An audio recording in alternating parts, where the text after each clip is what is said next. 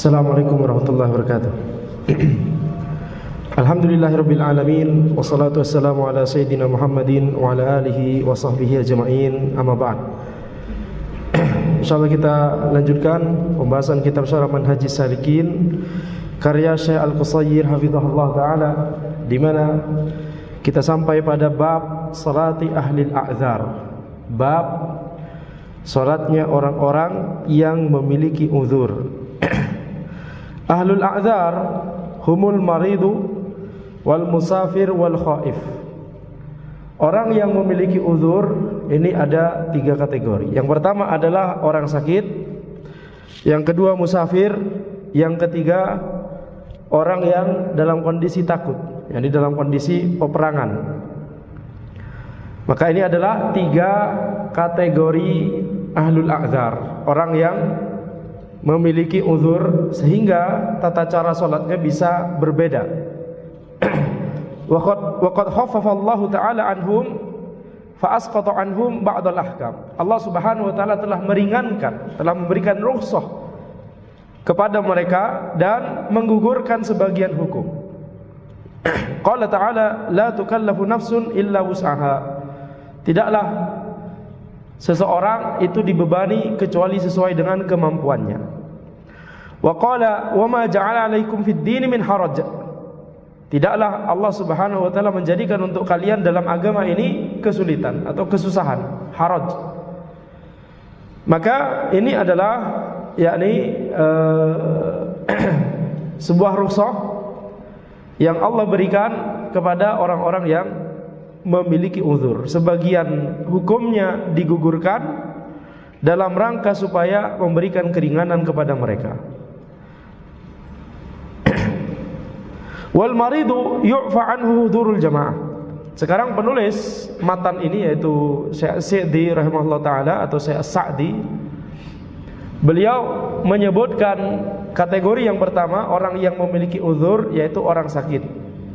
Orang sakit itu dimaafkan jika tidak bisa menghadiri sholat jamaah, sholat 5 waktu berjamaah, maka digugurkan hukum wajibnya.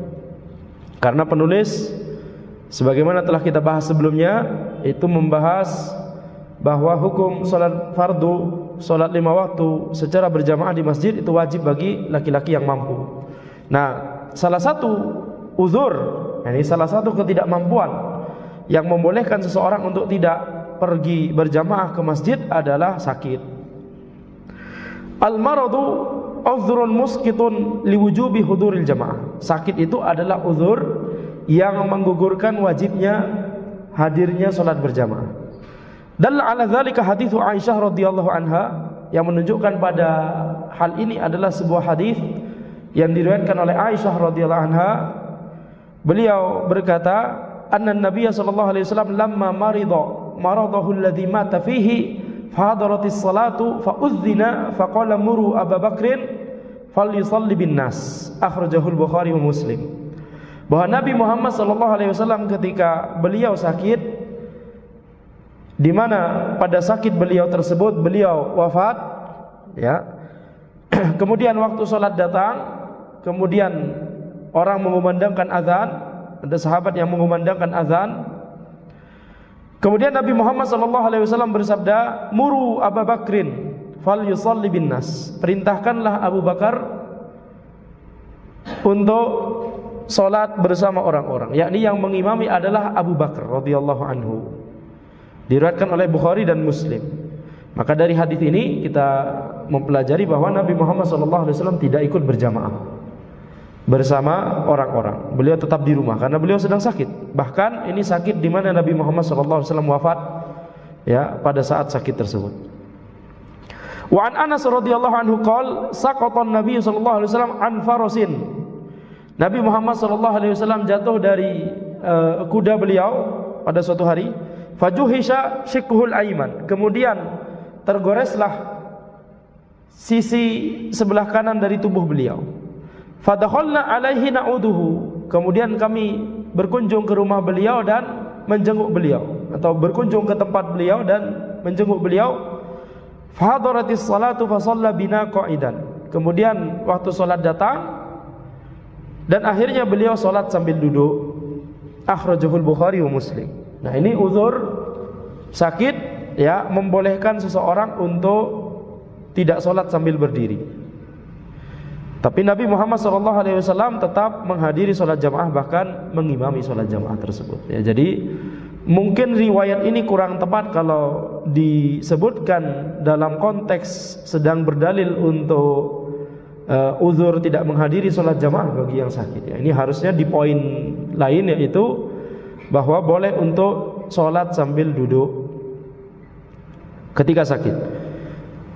Dan inilah yang disebutkan oleh Syekh Sa'di rahimahullah berikutnya. Wa idza kana al-qiyamu yazidu fi maradihi shalla jalisan. Kalau ada seseorang yang kalau dia sholat sambil berdiri itu akan membuat sakitnya tambah parah, pusing misalkan, tambah berat sakitnya, maka boleh bagi dia untuk sholat sambil duduk. Fa illam yutiq fa ala janbin. Kalau tidak mampu maka sholat sambil berbaring. Liqaulihi sallallahu alaihi wasallam li Imran bin Husain, "Shalli qa'iman, fa illam tastati' fa qa'idan, fa illam tastati' fa ala janbin." Rawahul Bukhari. Berdasarkan sabda Nabi Muhammad sallallahu alaihi wasallam kepada Imran bin Husain, "Salatlah sambil berdiri, jika engkau tidak mampu maka salatlah sambil duduk, dan jika engkau tidak mampu maka salatlah sambil berbaring." Diriwayatkan oleh Al-Bukhari di dalam kitab sahih beliau. Wal haditsu yubayyinu kaifiyata salatil marid. Dan hadis ini menunjukkan bagaimana tata cara salat orang yang sakit. Fayajibu alaihi ayyusalli qa'iman. Maka wajib baginya untuk salat sambil berdiri. Ya, wajib baginya untuk salat sambil berdiri. Ini hukum asalnya. Fa idza lam yastati' al-qiyam, kalau dia tidak mampu untuk berdiri, maka salat sambil duduk. Jadi sholat sambil duduk itu baru kalau kondisinya tidak mampu. Jadi kalau masih sakitnya masih ringan sehingga sholat sambil berdiri itu masih bisa, maka hukum asalnya memang wajib untuk sholat sambil berdiri. Ya, ini poin yang harus diperhatikan. Ya. Baru kalau tidak mampu atau kalau dirasa sakitnya bakal tambah berat atau tambah lama sembuhnya, kalau misalkan dia berdiri, maka boleh sholat sambil duduk. Walaupun sebenarnya mampu, dipaksakan begitu ya. Kalau dipaksakan sebenarnya masih mampu. Tapi kalau itu malah membuat sakitnya tambah parah atau tambah lama sembuhnya, berdasarkan kalkulasi manusia tentunya ya, maka ini boleh untuk sholat sambil duduk. Wa idza lam yastati'il julus shalla ala janbih. Kalau tidak mampu untuk duduk, maka sholat sambil berbaring. Wa yumi'u bi ra'sihi fi ruku' was sujud ma amkanahu. Dan hendaknya dia mengisyaratkan dengan kepalanya ketika rukuk dan ketika sujud semampu dia. Ini menundukkan kepalanya begitu ya. Wa yaj'alu sujudahu akhfadha min ruku'ihi, dan hendaknya dia jadikan ya untuk sujudnya itu lebih rendah daripada untuk rukuknya. Ketika misalkan dia menundukkan kepala untuk isyarat untuk rukuk dan sujud, maka hendaknya untuk sujud lebih rendah daripada untuk rukuk. Wa in syaqqa alaihi fi'lu kulli salatin fi waqtiha falahul jam'u bainadh dhuhri wal 'asr wa bainal isya'ain fi waqti ihdahuma. Kalau seandainya susah untuk mengerjakan setiap salat di waktunya, kalau susah untuk mengerjakan setiap salat di waktunya, maka boleh baginya untuk menjamak. Ini masih berbicara orang sakit. Kalau susah untuk salat 5 waktu di masing-masing waktunya, maka boleh untuk menjamak antara zuhur dan asar, kemudian juga antara maghrib dan isya di waktu salah satunya. Yakni in syaqqa alaihi fi'lus salati awil wudu' inda kulli salatin bisababil marad. Yani ketika berat bagi orang yang sakit tersebut untuk salat 5 waktu di setiap waktunya, maka falahul jam'u bainadz zuhri wal 'asr. Boleh baginya untuk menjamak antara zuhur dan asar fi waqti ihdahuma, di waktu salah satu dari keduanya.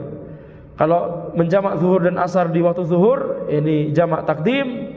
Kalau menjamak zuhur dan asar di waktu asar, ini jamak takhir. Sebagaimana yang kita ketahui insyaallah ya. Wa bainal maghrib wal isya fi waqti ihdahuma. Demikian pula salat maghrib dan isya boleh dijamak di waktu salah satu dari keduanya. Li hadithi Hamnah binti Jahshin. Ini berdasarkan hadis Hamnah binti Jahshin. Wa fihi anna Nabiy sallallahu alaihi wasallam qala laha wa in qawiti ala an tuakhiri adh-dhuhra wa tu'ajjili al-'asra fataghtasilin. Ya, Nabi Muhammad sallallahu alaihi wasallam bersabda kepada Hamnah binti Jahshin, beliau mengalami istihadah. Darahnya keluar terus, tidak berhenti-berhenti. Ya, ini teranggap sakit. Maka Nabi Muhammad sallallahu alaihi wasallam bersabda, kalau engkau mampu untuk mengakhirkan salat zuhur dan mengawalkan salat asar, kemudian engkau mandi, maka salatlah zuhur dan asar itu bersamaan. Ya. Tsumma tu'akhirin al-maghrib wa tu'ajjilin al-isya, tsumma taghtasilina wa tajma'ina baina salatain faf'ali. Kemudian kalau engkau bisa mengakhirkan salat maghrib dan mengawalkan salat isya, kemudian engkau mandi, kemudian menjamak dua salat tersebut, maghrib dan isya, maka lakukanlah. Akhrajahu Abu Dawud wa Tirmidzi wa Ibnu Majah wa qala Tirmidzi hasan sahih. Hadis ini dijadikan dalil oleh pensyarah di sini sebagai bolehnya menjamak, ya, antara dua salat yang boleh dijamak, zuhur dan asar atau maghrib dan isya, bagi orang sakit. Karena bisa jadi ketika sakit kan harus berwudu misalkan, ya, airnya dingin sekali, kemudian berat ini kalau misalkan ini mau sholat zuhur, berat kalau nanti masih sholat asar melakukan hal yang sama, wudu lagi misalkan. Nah, boleh dijamak. Ini salah satu uzur bagi orang sakit. Fa'addan Nabi sallallahu alaihi wasallam al-istihadah sababan yujizul jamak. Maka Nabi Muhammad sallallahu alaihi wasallam menjadikan di hadis ini istihadah sebagai sebab yang membolehkan menjamak salat. Nah, istihadah itu tadi yang kita sebutkan, darah terus mengalir, tidak berhenti-berhenti, ya, melebihi periode haid. Ini namanya istihadah. Wa hiya maradun fayuqasu alaihi baqiyatul amrad. Dan istihadah itu adalah salah satu penyakit, ya, bisa kita sebutkan digolongkan sebagai penyakit oleh ulama, yakni suatu hal yang tidak normal, ya. Maka dikiaskan seluruh sakit yang lain. Dikiaskan seluruh sakit yang lain. Apalagi kalau lebih parah, misalkan pusing dan lemas dan, ya, tidak kuat dan seterusnya, maka tentunya lebih-lebih lagi. Karena orang istihadah bisa jadi zahirnya sehat, tapi dia darahnya terus mengalir. Ini saja Nabi Muhammad SAW membolehkan untuk menjamak sholatnya, maka apalagi kondisi yang lebih berat. Hadis tadi oleh sebagian ulama, kalau tidak salah Malikiyah, ya, itu menjadikan hadis tadi bahwa ini bukan dalil untuk menjamak, yakni jamak asar di waktu zuhur atau zuhur di waktu asar, maghrib di waktu isya atau isya di waktu maghrib. Tapi mereka berpendapat bahwa ini namanya jamak suri. Jamak suri itu adalah mengerjakan waktu zuhur di akhir waktunya, mengerjakan asar di awal waktunya, sehingga seolah-olah dikerjakan berbarengan. Nah, ini namanya jamak suri. Jamak dalam sisi surahnya saja, bentuknya saja terlihat menjamak solat, tapi sebenarnya zuhur tetap di waktu zuhur, asar tetap di waktu asar, maghrib tetap di waktu maghrib, isya tetap di waktu isya. Tetapi, ya, ini pendapat beliau, ya, tapi kita lihat di sini ulama yang lainnya berpendapat ini adalah dalil bahkan untuk membolehkan jamak, yakni asar di waktu zuhur atau zuhur di waktu asar. Baik. Wa katsal musafiru yajuzu lahul jam'u wa yusannu lahul qasru lis salati rubaiyati ila rak'atain.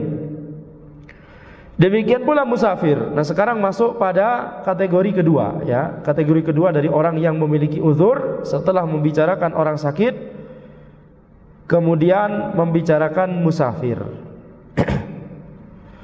Musafir boleh baginya untuk menjamak dan disunnahkan baginya untuk mengqasar salat yang 4 rakaat menjadi 2 rakaat. Yajuzu lil musafir al-jama' baina zuhri wal asr wa kadza bainal maghrib wal isya fi waqti ihdahuma. Jadi boleh bagi musafir untuk menjamak zuhur dan asar atau maghrib dan isya di waktu salah satunya. Li hadithi Mu'adz ya, berdasarkan hadis Muadz bin Jabal radhiyallahu anhu, beliau berkata, kharajna ma'a Rasulillah sallallahu alaihi wasallam fi ghazwati Tabuk. Kami keluar bersama Rasulullah sallallahu alaihi wasallam di perang Tabuk. Fa kana yusalli adh-dhuhra wal 'ashra jami'an. Beliau pada saat itu salat zuhur dan asar secara bersamaan, yakni dijamak. Wal maghrib wal isya jami'an. Beliau menjamak salat maghrib dan isya. Hatta idza kana yawman akhara salata thumma kharaja fa shalla adh-dhuhra wal 'ashra jami'an thumma dakhal thumma kharaja ba'da dzalika fa shalla al-maghrib wal isya jami'an. Sampai datanglah pada suatu hari di mana beliau mengakhirkan salat, kemudian beliau keluar untuk salat zuhur dan asar secara bersamaan, yakni di waktu asar, karena mengakhirkan tadi disebut. Kemudian masuk, zahirnya adalah masuk ke tenda beliau ya di perang Tabuk. Kemudian keluar lagi untuk mengerjakan salat maghrib dan isya secara bersamaan. Akhrajahu Muslim. Jadi ini dalil bahwa maghrib dan isya bisa dijamak, zuhur dan asar bisa dijamak. Kalau Ibnu Qudamah fil Kafi, Ibnu Qudamah rahimahullah, beliau menulis dalam kitab beliau Al-Kafi. Jadi Ibnu Qudamah rahimahullah, ulama Hambali yang kata para ulama, beliau sendiri satu orang adalah sebuah madrasah atau bahkan kita bisa sebut sebuah jamiah. Kenapa? Karena beliau menuliskan kitab Umdatul Fiqh, sebuah matan fikih yang menyebutkan satu pendapat saja. Kemudian Al-Muqni, sebuah matan fikih yang menyebutkan dua pendapat. Kemudian Al-Kafi, sebuah matan fikih yang menyebutkan ya berbagai pendapat dan masalah dan dalil. Kemudian habis itu Al-Mughni, di mana di kitab Al-Mughni beliau menuliskan seluruh pendapat dari seluruh mazhab beserta pendalilannya, beserta kaidah-kaidahnya, beserta bantahan-bantahannya dan seterusnya. Jadi itu mengapa sebagian ulama menyebut Ibnu Qudamah Al-Hambali yang memiliki laqab Muwaffaquddin, muwaffaq, sering disebut Al-Muwaffaq, dan memang benar beliau adalah muwaffaq, yakni diberikan taufik oleh Allah Subhanahu wa taala untuk bisa menghasilkan karya-karya tersebut. Beliau berkata, wal madhhab jawazul jama' liman jaza lahul qasru fi nuzulihi wa sayrihi. Pendapat mazhab, yakni mazhab Hambali, mazhabnya beliau Ibnu Qudamah, pendapat mazhab adalah bolehnya menjama' bagi orang yang boleh baginya untuk mengqasar salat fi nuzulihi wa sayrihi, baik ketika orang tersebut, yakni ketika safar itu sedang istirahat atau sedang dalam perjalanan. Yani ketika safar bisa jadi dalam kondisi sair, dalam kondisi di atas kendaraan atau hewan tunggangan kalau zaman dulu ya. Atau bisa jadi dalam kondisi nuzul, yakni dalam kondisi turun dari hewan tunggangan atau dari kendaraan tersebut. Maka menjamak salat itu boleh bagi musafir, qasar ya di sini bahasanya. Qasar itu boleh bagi musafir yang berada dalam kondisi sedang berkendara ataupun sedang istirahat ketika safar tersebut. Nah, demikian pula menjamak. Jadi bahasanya di sini jawazul jama' liman jaza lahul qasar. Musafir yang boleh baginya untuk mengqasar, boleh baginya untuk menjamak. Ini maksudnya musafir yang tidak boleh baginya qasar, tidak boleh baginya untuk menjamak. Musafir yang tidak boleh mengqasar, contohnya adalah ketika safarnya belum mencapai jarak minimal disebut safar, atau jarak minimal disebut safar yang membolehkan untuk qasar. Ya, yang ini menurut pendapat yang disebutkan oleh, atau belum disebutkan ya, pendapat yang ana cenderung sepertinya tidak akan disebutkan. Ya, pendapat yang banyak difatwakan oleh ulama Hanabilah kontemporer mengikuti pendapatnya Syekhul Islam Ibnu Taimiyah rahimahullah, ini dikembalikan kepada urf. Dikembalikan kepada urf. Kapan urf masyarakat menilainya sebagai safar dan kapan tidak. Contoh misalkan, kalau dari sini ke Jakarta disebut safar atau tidak? Safar. Dari sini ke Cimahi safar atau tidak? Hah? Beda kampung, tapi tidak sampai safar menurut anak. Kalau cuma ke Cimahi. Taib. Jadi ini tidak disebut safar. Jadi kalau kita ke Cimahi, tidak boleh kemudian kita mengqashar salat dan menjamak salat karena belum jarak safar. Jarak safar. Iya. Kalau dari sini ke Tasik, baru safar. Cicalengka, Anda tidak tahu di mana ya? Di mana itu, Pak?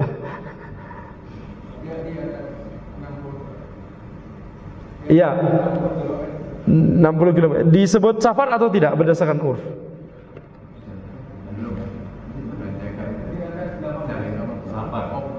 Safar. 80. Kalau ada pendapat ulama yang berpendapat harus sekitar 83 kilo baru disebut safar. Ada ulama yang berpendapat dikembalikan kepada urf walaupun di bawah 83 km. Jadi iya, nanti ditimbang-timbang sendiri. Baik. Kemudian kita lihat, jadi boleh bagi musafir yang mengqashar, boleh baginya untuk menjamak. Walahul khirah baina taqdimi tsaniyah fayusalliha ma'al ula wa baina ta'khiril ula ila tsaniyah. Dan boleh baginya untuk memilih antara mengawalkan salat yang kedua dikerjakan dengan salat yang pertama atau mengakhirkan salat yang pertama dikerjakan di waktu yang kedua. Tetapi dengan syarat ketika mengakhirkan salat yang pertama ke waktu yang kedua, dengan syarat dia sudah meniatkan sejak waktu yang pertama bahwa dia akan jamak takhir. Tidak boleh atau tidak disebut sebagai jamak takhir orang yang ketika di waktu pertama dia tidak punya niat untuk menjamak. Orang yang tersibukkan dengan pekerjaan atau main-main sehingga lalai dengan sholatnya di waktu yang pertama, zuhur atau maghrib, sehingga bablas sampai waktu asar, bablas sampai waktu isya. Kemudian setelah itu dia mengatakan, oh sudah bablas, oh taib, ana jamak takhir saja. Ini tidak teranggap sebagai jamak takhir, tetapi ini teranggap sebagai qadha. Dan dia berdosa karena kalau dia melakukannya sambil bukan karena uzur tertentu, tapi karena malas atau karena terlalaikan dari sholat tersebut. Jadi harus disertai niat dari waktu yang pertama. Ana sengaja tidak sholat zuhur ini di waktu zuhur ini. Ana mau sholat zuhur tersebut di waktu asar. Anda memang sengaja tidak sholat maghrib di waktu maghrib ini, nanti insya Allah sekalian dikerjakan di waktu isya. Taib.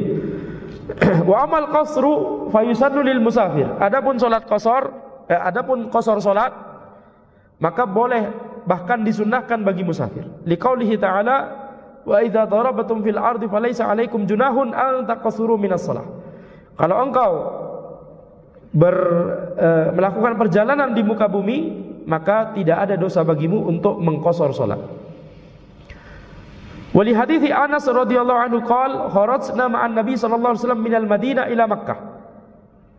Anas bin Malik radhiyallahu anhu beliau berkata, kami keluar, yakni kami safar bersama Nabi Muhammad sallallahu alaihi wasallam dari Al-Madinah menuju Makkah. Fa shalla rakaatain, maka beliau salat 2 rakaat hatta raja'a, sampai beliau kembali ke Madinah. Qultu kam aqama bi Makkah. Kemudian perawi hadis ini bertanya kepada Anas, berapa lama beliau di Makkah? Qala ashran. Anas kemudian menjawab 10 hari. 10 hari. Akhrajahul Bukhari wa Muslim wal lafdhu lahu. Diriwayatkan oleh Al-Bukhari dan Muslim, dan lafaz ini adalah milik Muslim. Wa yajuzul jam'u bi uzril matar alladhi yabullu thiyab. Dan boleh untuk menjamak salat karena hujan. Nah, ini uzur satu lagi. Ya, jadi uzur sakit, uzur safar, demikian pula uzur hujan. Tetapi dengan syarat hujannya itu yabullu thiyab, membasahi pakaian. Ya, membasahi pakaian. Dan yang namanya membasahi ini yang disebut urf sebagai membasahi, bukan definisi mahasiswa teknik. Ustaz, ini ada satu tetes begini Ustaz, ini kan sudah basah. Jangan masukkan pemikiran engineering ke sekian mililiter area, yakni terkena sekian mililiter air, ya pakaian anak. Ya, tolong jangan menggunakan standar presisi engineering ke ilmu syar'i, berbeda ya. Baik.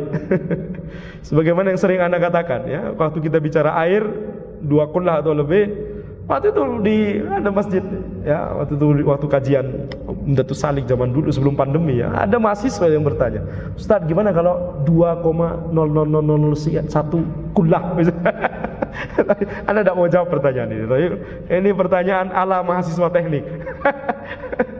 Nah, jadi kalau hujan itu uzur untuk membolehkan jamak solat.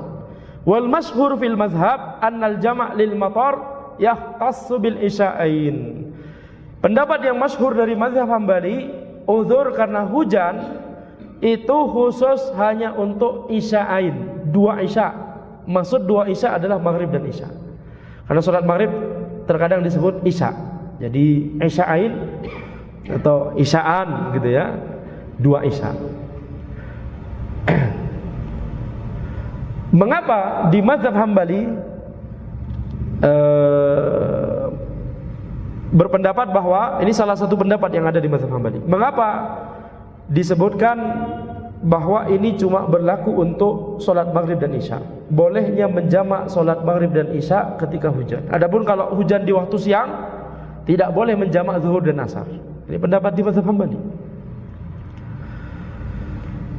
Jawabannya adalah karena riwayat yang menyebutkan dari sahabat. Dalam masalah ini riwayat dari sahabat yang menyebutkan bolehnya menjamak ketika hujan itu hanya dalam konteks pada saat itu kejadiannya maghrib dan isya saja. Dan kaidahnya di mazhab Hambali adalah setiap dalil yang membicarakan sesuatu yang keluar dari kaidah asal, keluar dari aturan standar.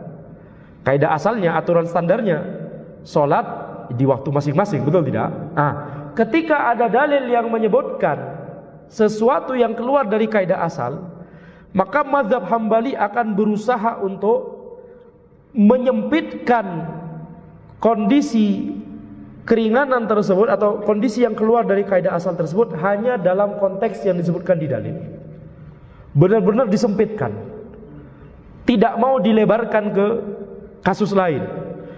Jadi ketika ketemu riwayat bahwa bolehnya menjamak solat di waktu maghrib dan isya, kalau tidak salah riwayat dari Ibnu Abbas atau Ibnu Umar, Anda terlupakan, itu konteksnya di maghrib dan isya, malam hari menjamak solat maghrib dan isya.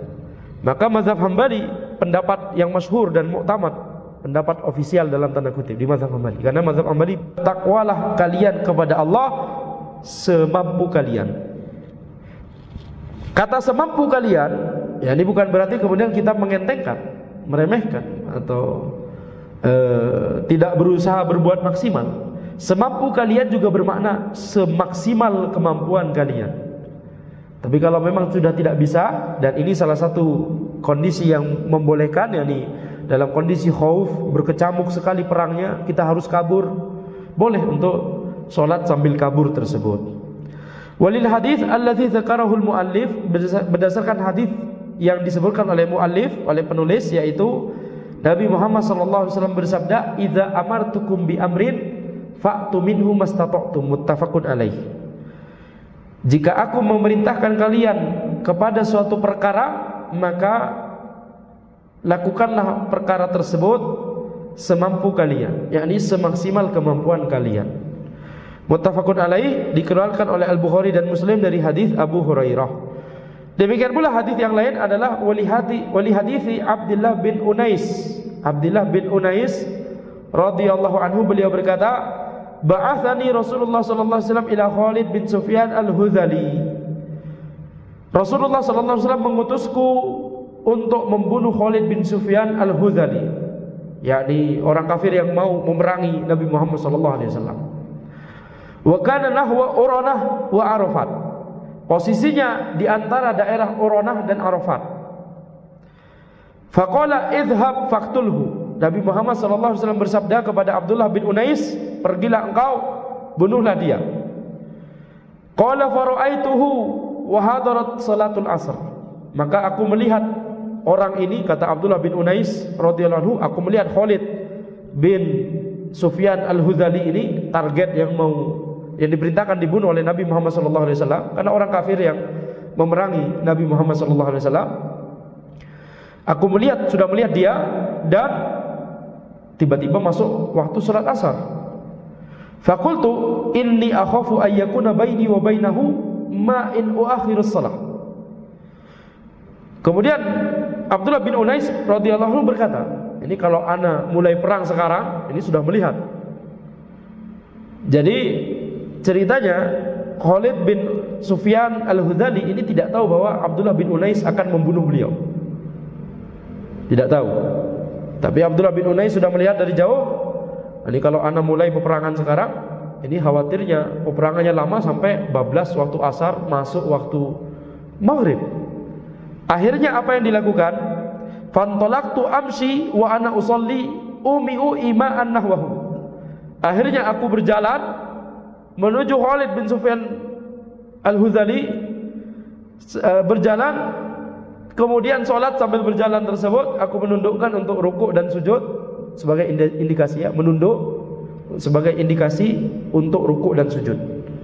Kemudian setelah mendekat ke, ya, akhrajahu Abu Dawud wa qala Ibnu Hajar fil Fath isnaduhu hasan, ya.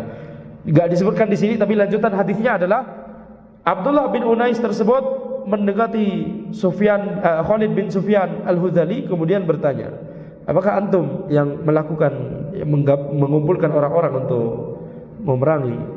menyerang Muhammad? Kemudian Khalid bin Sufyan al-Hudhali berkata, "Na'am, ana sedang mempersiapkan hal tersebut." Kemudian setelah Khalid ini lengah, langsung, ya, Abdullah bin Unais keluarkan pedang beliau, kemudian menyabetkan pedang beliau ke Khalid bin Sufyan al-Hudhali, ya.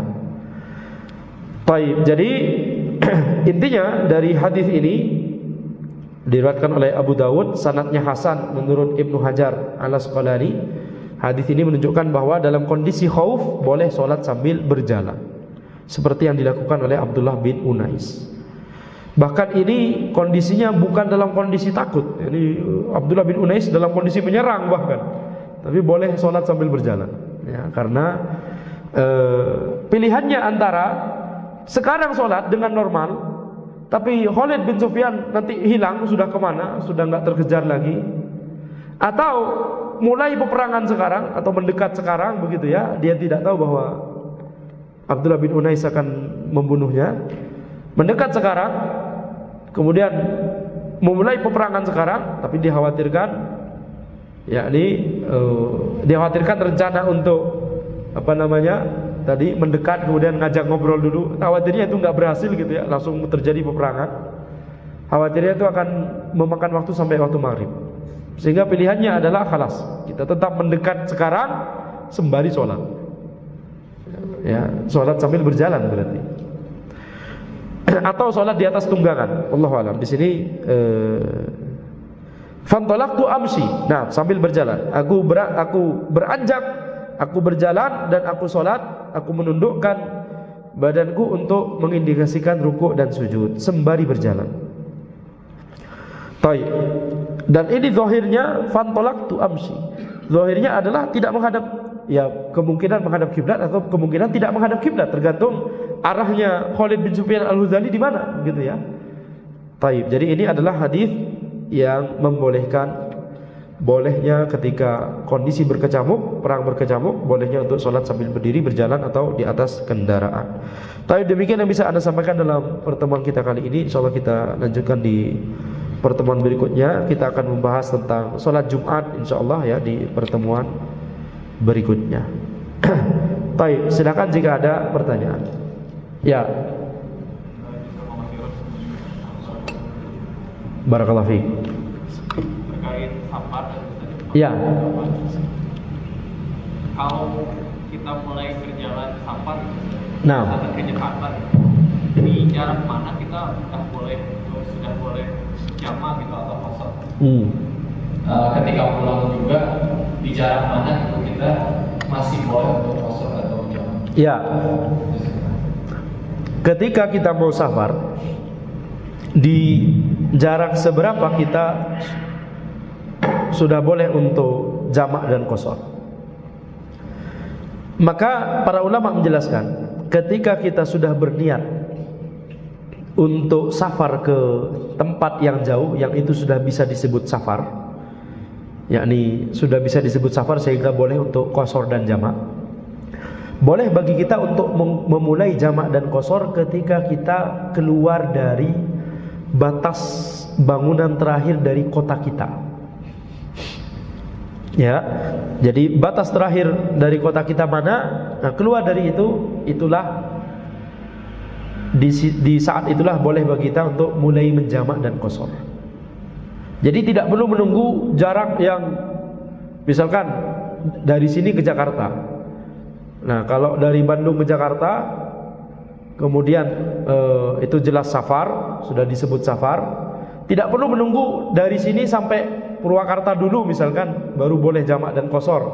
Karena menganggap bahwa dari sini ke Purwakarta sudah bisa disebut safar misalkan. Gak perlu menunggu sampai sejauh itu. Cukup kita sudah keluar dari batasan kota Bandung, itu sudah boleh untuk jamak dan qasar. Misalkan kalau lewat tol, di rest area terdekat KM berapa itu? Kalau kita melewati gerbang tol yang selalu macet itu misalkan, Pastor, ya, Anda ke Jakarta, ya, dari rumah Cigadung sini ya, di mana? Ya, turun sini dekat ke Pasteur, lewat situ 1 jam sendiri pada saat itu ya. Habis itu 2 jam sisanya nyampe ke Jakarta. Sepertiga perjalanan dari Cigadung ke keluar tol Pasteur ya, Masya Allah. Ini kenapa malah curhat? Baik, jadi di rest area terdekat, wallahu a'lam itu sudah keluar dari kota Bandung atau tidak? Oh belum.